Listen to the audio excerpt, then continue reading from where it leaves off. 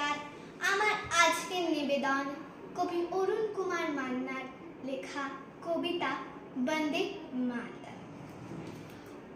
ওই ছেলেটা হাতে পতাকা নিয়ে ছুটছে, কি চেনো? ও শহীদ ক্ষুদিরামের ছোট ভাই। যে শিশুটি এইমাত্র হাসপাতালে মারা গেল, ওর নাকি রক্তের প্রয়োজন ছিল অনেকটা। ওকে চিনতে পারছো? ও নেতাজির শেষতম বংশধর। ওই দেখো ফুটপাথে গুলির লড়াই চলছে, মুখ দিয়ে এক ঝলক রক্ত তুলে পথে শুয়ে পড়ল নাম না জানা এক শিশু। ওকে চিনতে পারছো?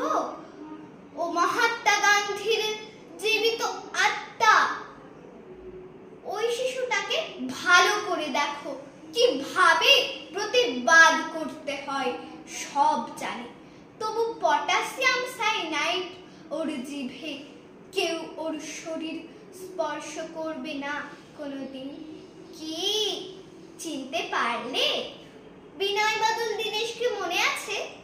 ওদের বিশুদ্ধ রক্ত থেকে জন্মেছে এই শিশু।